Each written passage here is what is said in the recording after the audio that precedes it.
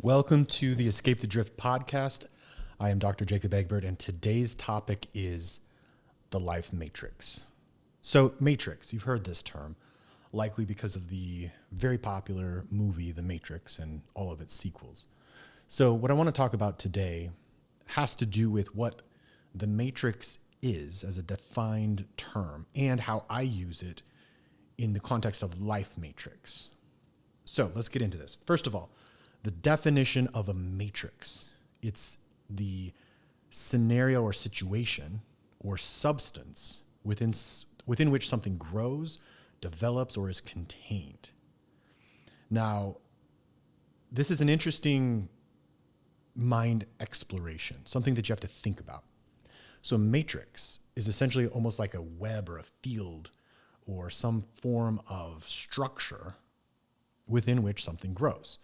And so in biological senses or in laboratories, there will be a matrix created upon which organisms grow. So I think that's somewhat clear here. So the matrix is upon which something grows, the scenario, the setting, the situation, the surrounding substance within which something grows. Okay, cool. So the matrix in this context, the life matrix, and this is something that I'm going to be pushing forward in all of my offerings. I'm going to break it into 4 areas. And I frequently discuss areas of life, almost a categorization or a compartmentalization. So the 4 areas that I have designated for which I'm going to focus are mind, matter, money, and meaning. So the life matrix with these 4 categories or areas of life, each of these has some intertwined component or connection between the others, of course. But to designate these areas, it allows you to put focus on certain areas of life in order to address those and add order within the chaos. Okay, so let me get into this. Mind. In my matrix that I'm creating, this life matrix, mind contains the things that happen within, the thoughts, the feelings, the emotions that are contained within the conscious mind and the subconscious mind. In addition to this mind, I also include spirit. Now, the spirit that I'm going to discuss in these offerings will also have a component of meaning, which we'll get into here in a moment. So we have the mind, which is the mental capacities, the thoughts, the imagination, the creativity, the curiosity, mixed with spirit. And then we go into matter. Matter, that which is of physical nature, has mass. It's essentially the vessel within which your mind and spirit resides or rides. So that's the physical body. And all things containing or pertaining to the physical body, such as the practices within which you exercise the body, the stimulus that you put it through in order to stimulate and allow for its proper function in an optimized form. That's nutritional, that's supplemental, that's exposure to sunlight, sauna, ice bath, exercise stimulus, combat, all the things that stimulate the matter within of which you are made. Next, money. Money is very straightforward. It's the energy that you have created. So I use the term energy synonymously with money. Obviously, money is the exchange medium for which energy is exchanged. So for example, if I put in X amount of hours of work, that's energy, my life energy going into a process. The exchange is you provide me with a reciprocal energy exchange. And I take the energy that you've created in the form of money and I can go put that energy in other places. So it's an energy exchange. I work for this, you work for that. We exchange the energy in the form of money. Okay. So I will get into that in various ways also in these offerings. And lastly, meaning. Meaning is that which gives you meaning to life. Now, I have a perspective that life has no intrinsic meaning. The only meaning that we have, that we experience, is that which we put upon the things in our life. And so what tends to have the most meaning in my personal life and many people's lives, likely in your life, would be your family, your people. Those that are closest to you have the most meaning that you have placed upon these experiences. When I'm with my wife, she has the most meaning to me of all humans that I interact with. My children are close right there with her. And then, of course, the meaning that I associate with other people kind of goes out into its strata. So meaning, what gives life meaning to me, my people. Now, I also add a spiritual component, a heart component, and a passion component to meaning. And so when I say passion or purpose even, my life's purpose is to elevate the experience of being human. Now, that's my own experience, which has all of these 4 areas of life: the mind, matter, money, and meaning, which is all part of that experiential component of being human. And so my purpose is to elevate that for myself and others. So all of my passions and pursuits have to do with elevating the experience of being human for myself and others. So I create this podcast, I create my coaching business, I create my meditation trainings, I create the products that I have designed, all for the purpose of elevating your experience of being human. That's part of what gives me meaning in life. So it's that interaction with other people. It's how you serve others. It's how you add value, how you contribute to the world. And of course, that contribution is an energy generation. I create energy. When I create a product, I sow. And when I create one of these beautiful wallets or meditation cushions or other things that are coming down the pipeline here, I'm putting energy into this creative energy, a generative energy. And I want to exchange that with you to add value to you and in exchange for energy. My energy goes into this. You provide energy through the process that you generate energy, and we have an exchange. So that brings us to the money component. We're back up to the money component. So that money is how we demonstrate value and interaction with those people that are meaningful to us. So, as you can see that these things are all intertwined.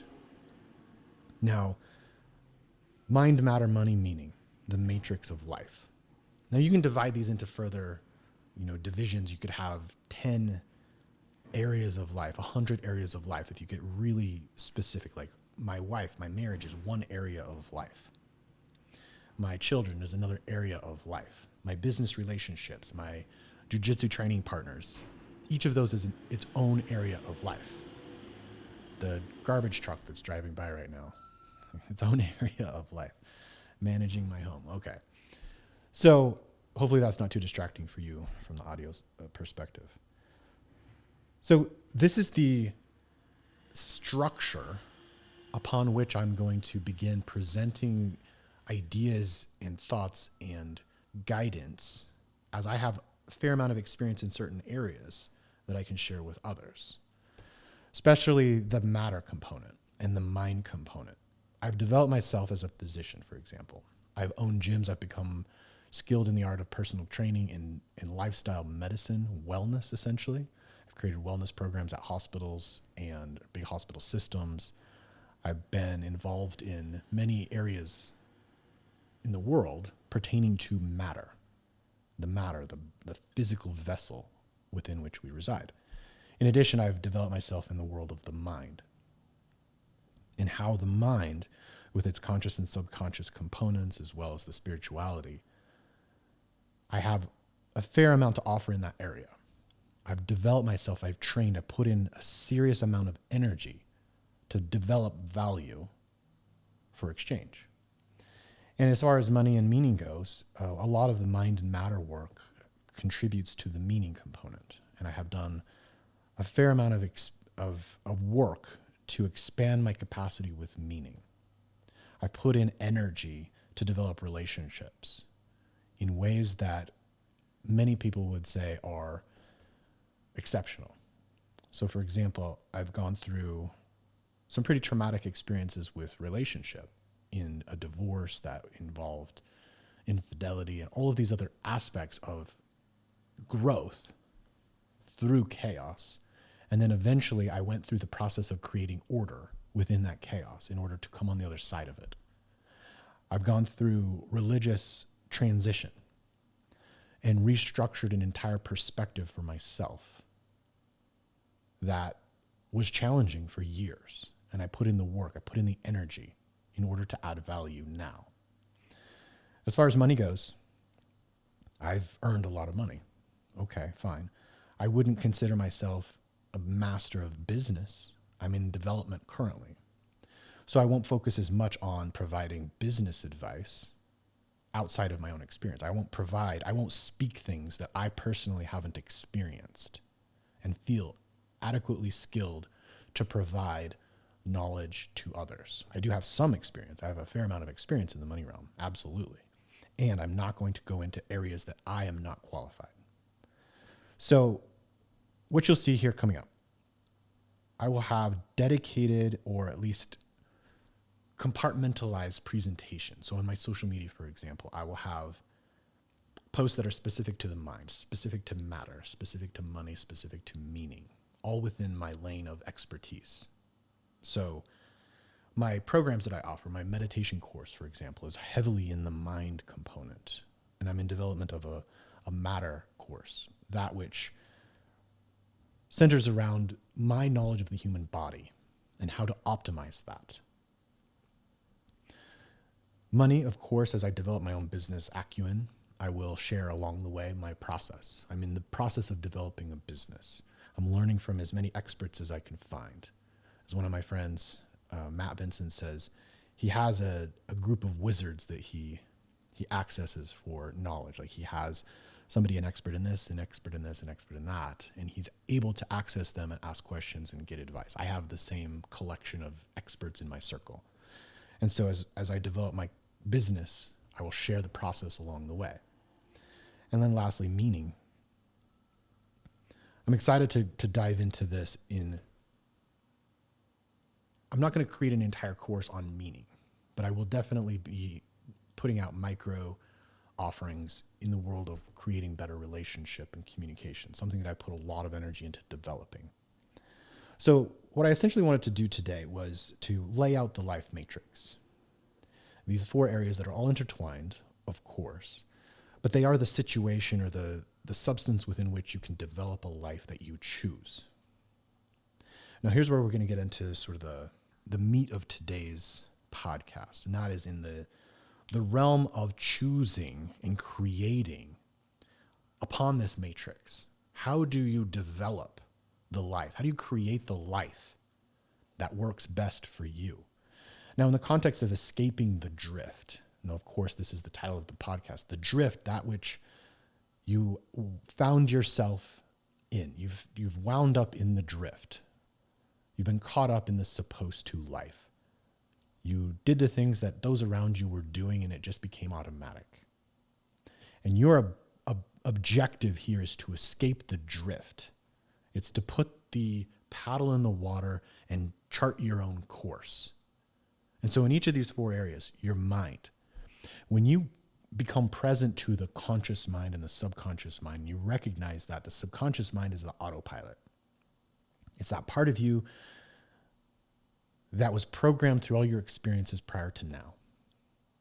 Often, the things that you're exposed to or taught or shown, all the things that you experienced up to this point have created patterns and programs and automatic machinery that has set you up with habits and behaviors. And oftentimes when we get really present to our own minds working, we recognize I'm doing so many things in my life that I didn't choose powerfully. I didn't create this. Especially if you grew up in a religious environment. And I talk about religion often. Religion is such a powerful way to program a human's mind and behavior. And there are a lot of really beneficial and workable components in religion. The aspect of serving others and loving each other and having discipline in certain areas of life. Absolutely valuable. And there are also other patterns and behaviors that are part of that may not work for you. And that programming exists, and then the conscious mind is looking at your programming and saying, I'm not comfortable with this. And then there's a dissociation or a cognitive dissonance where you do one thing, but you believe another. And that dissonance causes discomfort. And a lot of that discomfort comes from being in the drift watching the boat go down the river and you're like, I don't like the way this is going. How do I get out? How do I take over my own existence, my own mind, my own life? And so this is what we get into. Now, freedom is the biggest component of my, that's like the underlying core of all of this, is to be free, to live freely. When your paddle is in the water and you're going where you choose to go, you are free from captivity. You're free from habit that doesn't serve you. You're free from the constraint of that which you do not desire.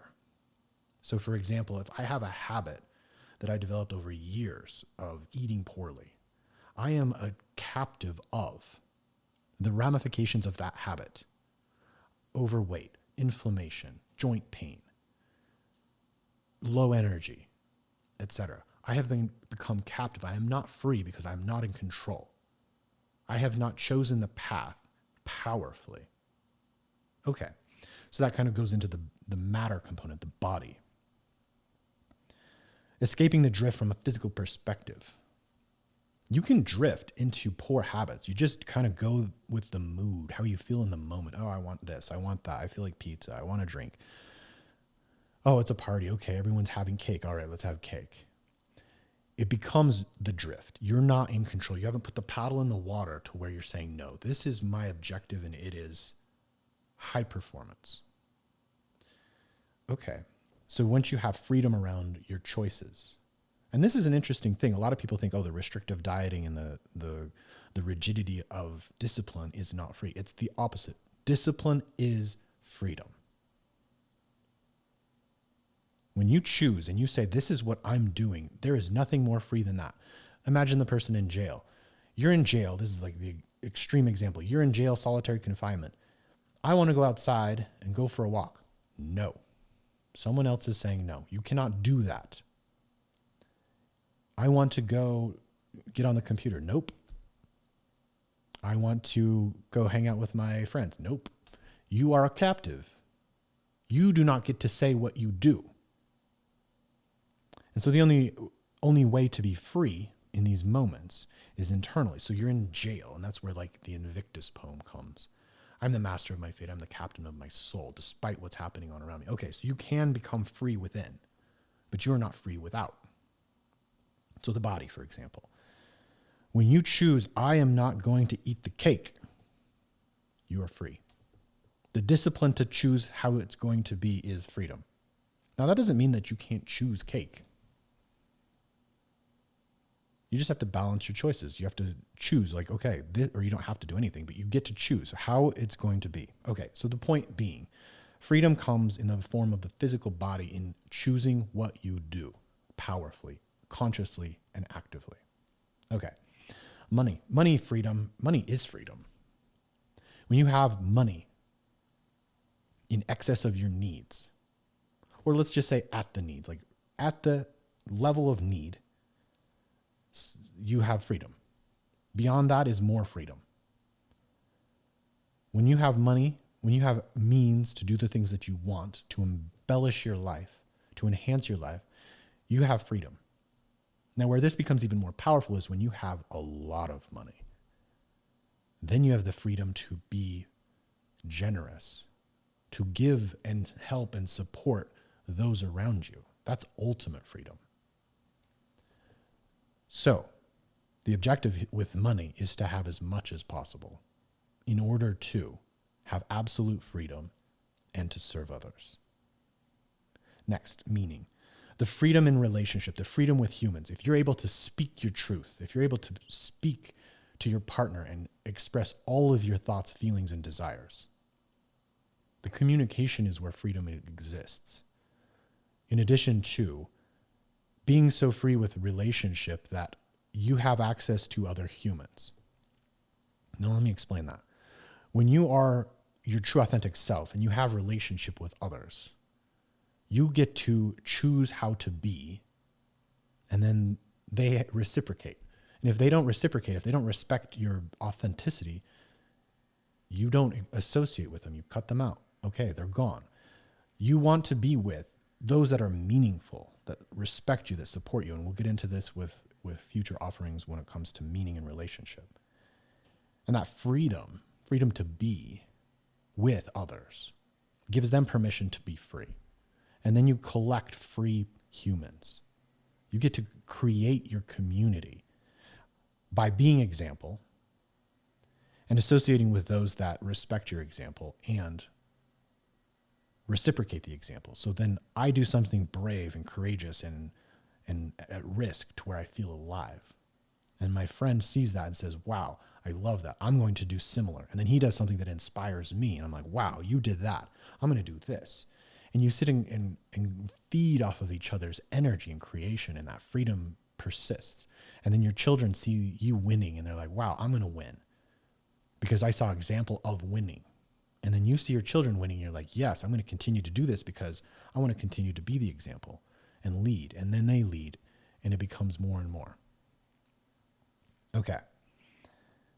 As you pursue your passions and your purpose, similarly, these likely will have something to do with other humans.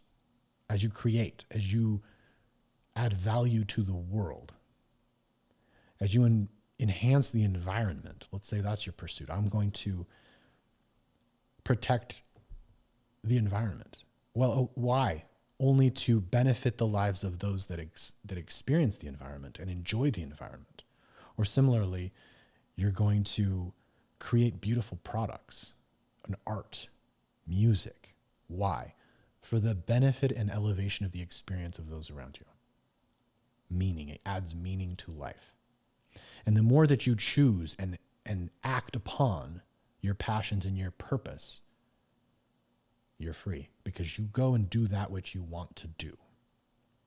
So the life matrix, designating these 4 areas, really allows you to hone in on and enhance or optimize each of these areas.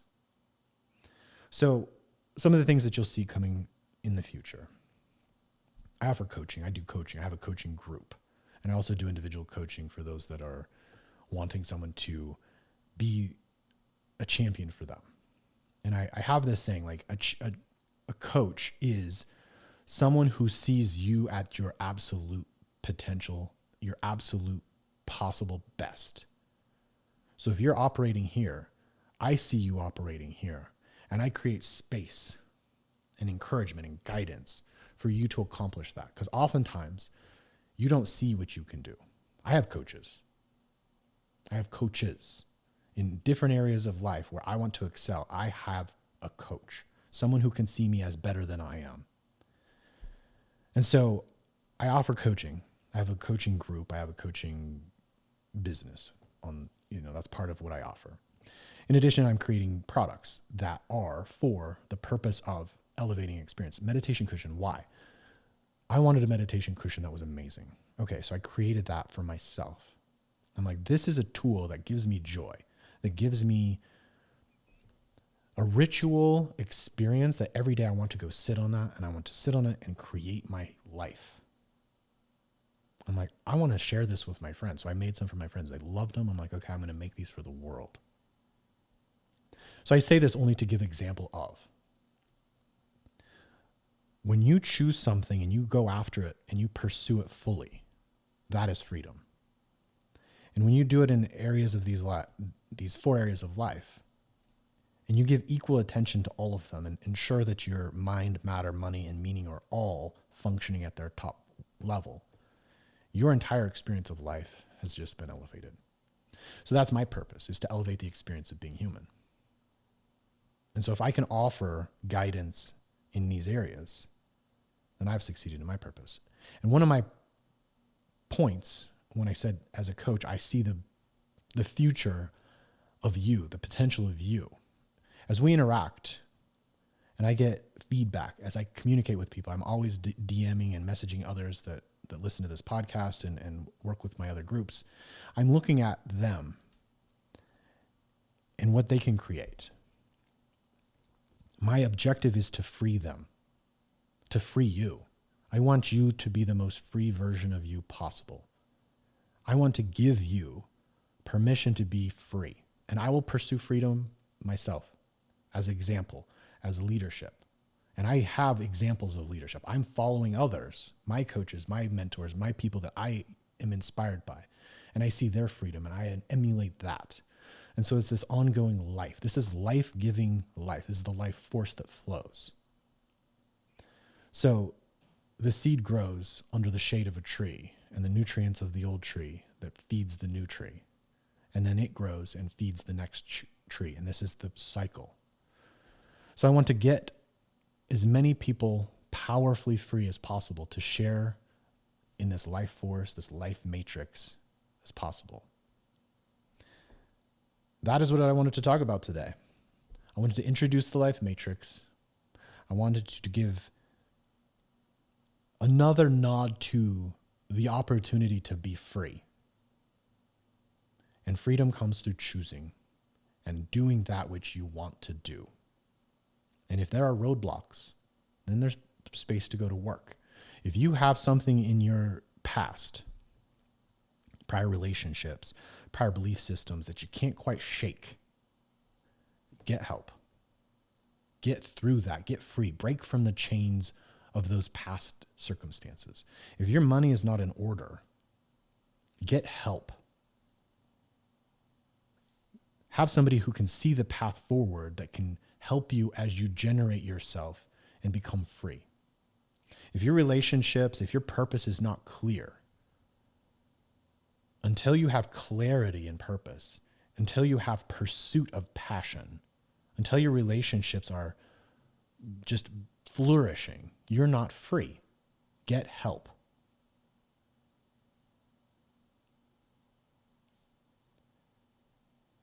I'm here. I'm available.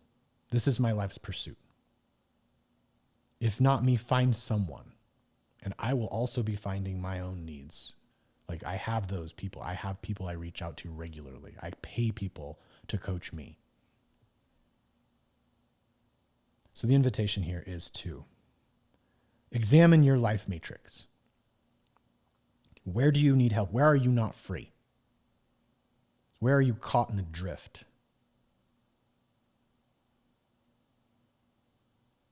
I am Dr. Jacob Egbert, and this is the Escape the Drift podcast. If you liked what you had heard today, share this. Share it to your social media. Share it with a friend. Put it out there. Thank you.